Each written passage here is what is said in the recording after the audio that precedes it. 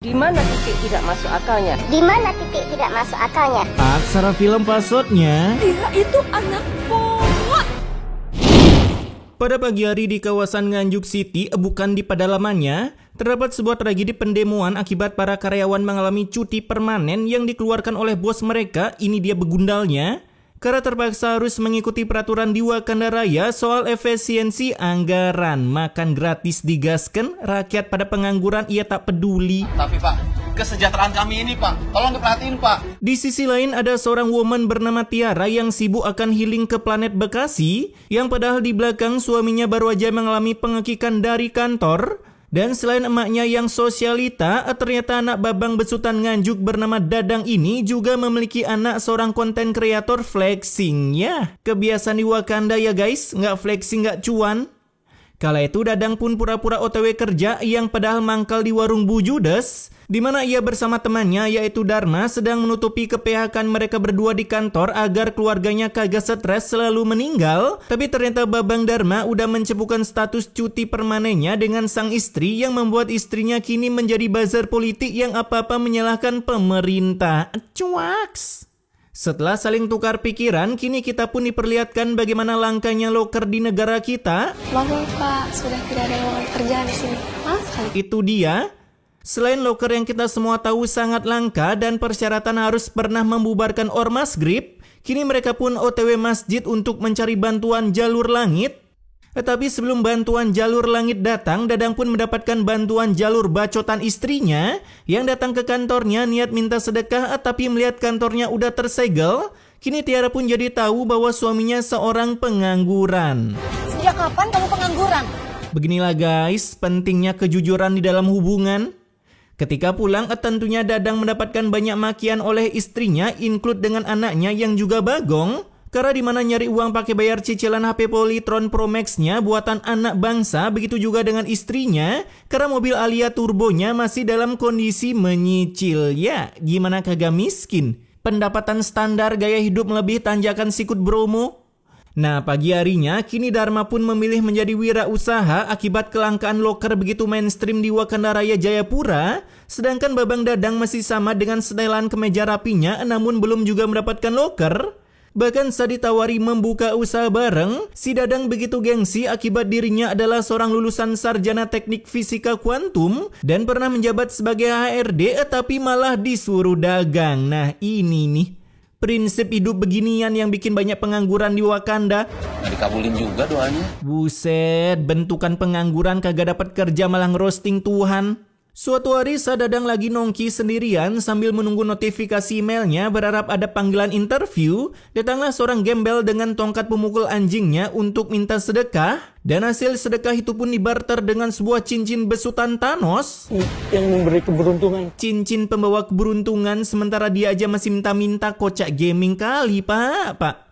Setelah menerima cincin pemberian kakek tua nakal ini, Dadang pun pulang dan bukannya mendapatkan keberuntungan, melainkan kesialan, yaitu cicilan mobilnya tiba-tiba diambil oleh pihak leasing. Maka mobil ibu akan diambil alih oleh pihak leasing. Leasing apaan, pakai baju polo?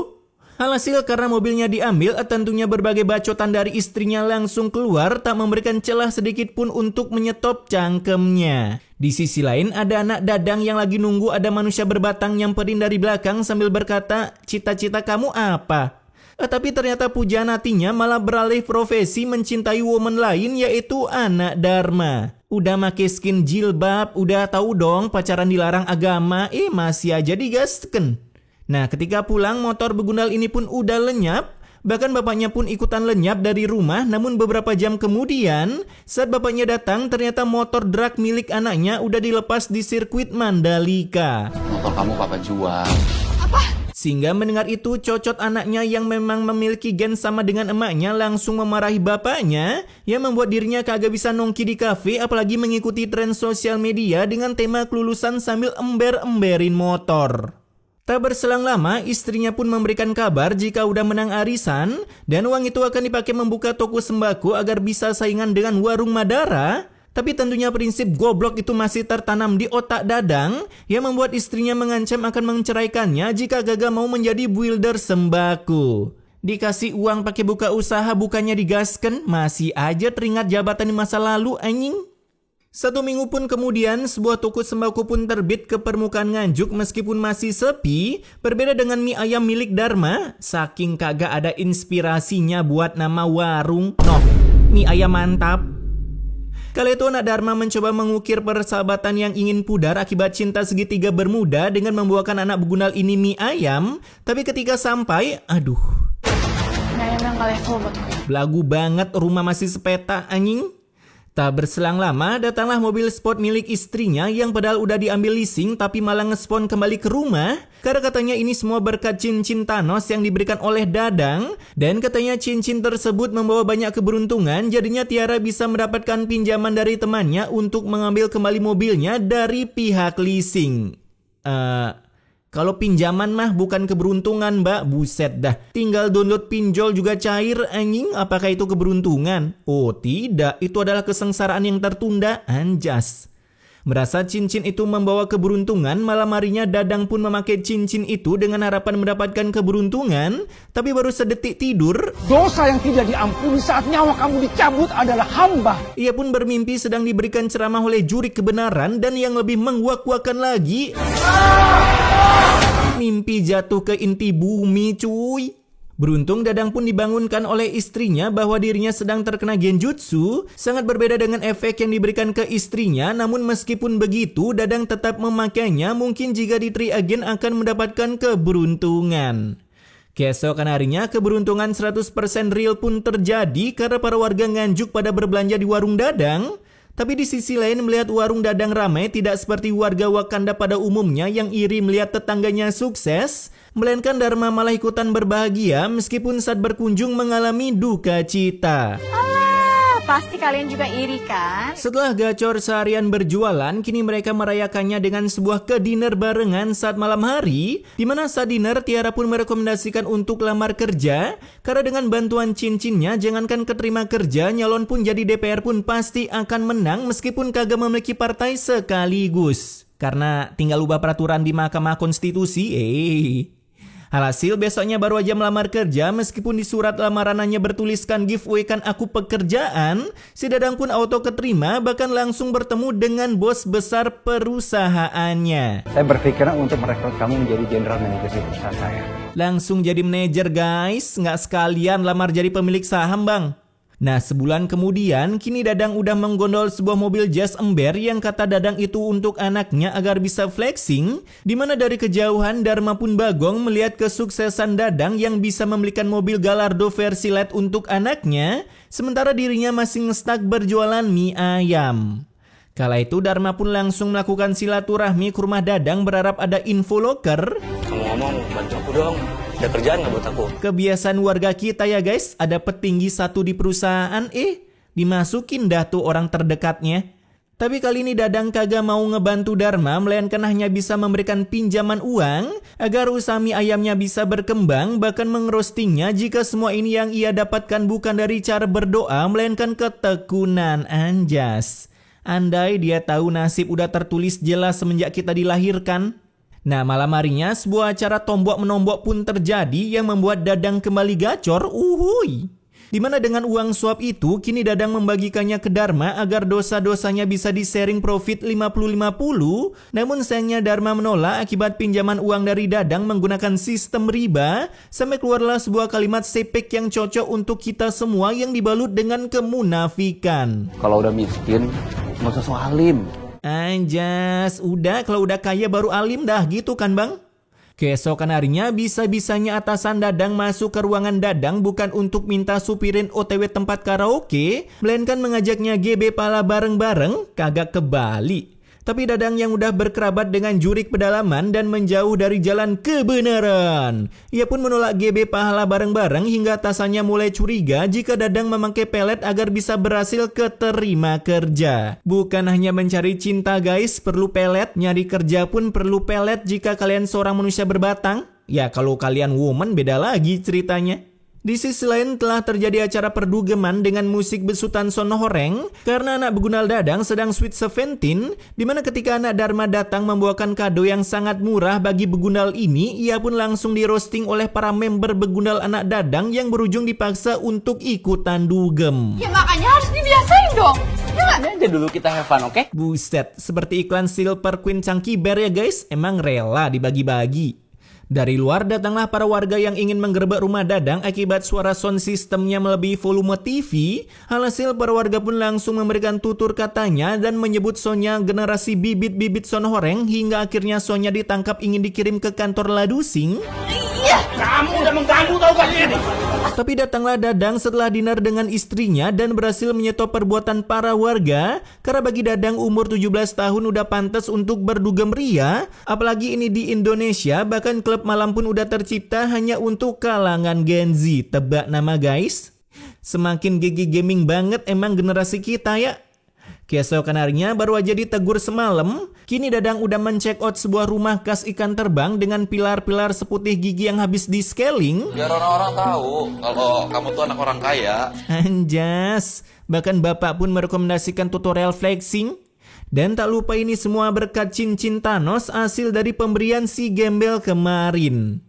Pantesan aja si kakek tua kagak beruntung orang cincinnya disimpan di saku celana. Pentingnya membaca cara pemakaian sebelum memiliki suatu barang guys. Beberapa hari kemudian kini ternyata Dharma udah berhasil bekerja bahkan satu kantor dengan Dadang. Yang membuatnya bagong karena tanpa memakai cincin Thanos si Dharma bisa keterima kerja di perusahaan elit milik elit global warming. Kita kerja sama bareng lagi. Nah itulah guys, setiap orang bisa sukses hanya yang membedakan waktu dan tempatnya. Anjas. Karena Dharma kerja di sana juga, kini Dadang langsung membakar habis bukti dokumen yang bisa menjadi bukti jika Dadang selama ini melakukan pengkorupsian. Namun sayangnya Dharma lebih GG gaming dalam menganalisa keuangan perusahaan sehingga ia menemukan kejanggalan dalam proyek yang dikerjakan oleh Dadang. Merasa kena mental malam harinya saat Dharma menaiki motor besutan Dilan, mobil Dadang pun mengejarnya dengan kecepatan turbo. Sampai akhirnya Dharma nyungsep dan tergeletak lemas tak berdaya yang Dadang kira kondisinya udah pasti wasted. Setelah keberhasilannya, kini saatnya hunting serabi legit di tempat dugem, di mana ia menceritakan bahwa batu aki yang dipakai Dadang adalah benda sakti yang bisa mendatangkan keberuntungan ke seorang mbak-mbak Elsie, sehingga Elsie ini tentunya ingin memilikinya dengan cara mengambilnya saat Dadang ketiduran setelah kebanyakan mabuk hilwatuh. Beruntung Dadang pun terbangun dan berhasil merebutnya kembali, cuman minusnya ia malah terciduk oleh anaknya, sedangkan anaknya juga terciduk sedang bermain di klub dan adegan saling ciduk ini malah disiarkan secara live streaming oleh anaknya. Pokoknya Papa akan Sonya laporin ke Mama. Ya udah, laporin. Nah di rumah para polisi pun datang untuk mencari Dadang atas pengkorupsian yang ia lakukan dan itu dipimpin oleh dokter kematian. BTW lu ngapain di sini dok? Orang kagak ada yang meninggal. Dan tak berselang lama, telepon dari bosnya pun berdering yang sedang berduka atas kecelakaan yang menimpa Dharma, di mana itu semua dicurigai pelakunya adalah Dadang dan jika itu terbukti benar maka hukuman untuk Dadang auto menjadi double kill. Kala itu polisi pun kagak menangkap Dadang, entah kenapa belum diringkus, mungkin masih memiliki kartu bebas penjara. Tapi yang pasti setelah kepergian para Ladusing, perbacotan antara dua instan menjadi satu ini pun terjadi. Karena Dadang terciduk menyewa seorang Elsie, bahkan saat memerangi hak asuhnya, bisa-bisanya Sonya kagak mau ikut emaknya hanya karena bapaknya lebih kaya ketimbang emaknya. Sejak kapan surga ada di bawah telapak kaki bapak, apalagi bapak seorang koruptor? Keesokan harinya Dadang pun datang ke kantor polisi untuk klarifikasi bahwa memang ia melakukan pengkorupsian. Namun dengan kekuatan cincin Thanos, akhirnya polisi dan juga bosnya mau menyelesaikannya lewat jalur damai. Meskipun minusnya Dadang tak bekerja lagi sebagai general manager. Kapan lagi kan kalian lihat tikus berdasi bisa lepas dari Ladusing? Setelah tragedi yang tidak mungkin terjadi di Wakanda ini, kini Dadang pun merayakannya dengan mabuk-mabuan. Buset dah. Ini aki-aki ingat umur woi. Sedangkan di sisi lain saat anaknya pulang dari healing, saat memasuki kamarnya ia pun bagong melihat para begal sedang beraksi yang berujung pengekikan dirinya dari kehidupan. Anjas, bisa ai adegan nikamnya. Tanpa perlu babi lu bego, para polisi pun langsung memasang garis kepolisian dan saat Dadang datang ia pun udah melihat anaknya terbungkus seperti celorot. Bahkan emaknya auto berduka cita melihat anak satu-satunya auto wasted. Buset dah, mana ada orang meninggal alis menukik seperti tikungan di Sepang. Selain kesialan ini, Dadang juga mendatangkan kesialan baru karena polisi berhasil mendapatkan bukti bahwa pelaku tabrak lari yang membuat Dharma staycation di rumah sakit adalah mobil milik Dadang. Cincin yang memberikan keberuntungan sepertinya udah expired bang. Udah kayak akun CapCut yang beli di Shopee. Nah besoknya kini pemakaman anaknya pun dilakukan dan Dadang datang sebagai tahanan lapas. Buset, TPU Kamboja, jauh-jauh amat makamin anak. Di sana Dharma pun juga hadir dan mengerosting tentang kekuatan cincin Dadang yang bisa memberikan 100% keberuntungan. Namun saat disuruh melepaskannya, Dadang masih kagak mau, yang ada ia malah menggunakan cincin itu untuk mengeluarkan elemen Suiton. Tapi player toxic ML yang kesal melihat tingkah Dadang, ia pun menggunakan cheat E911 untuk mengelok Dadang dengan hero Eudoranya dan langsung menembakkan ultinya beberapa kali ke arah Dadang.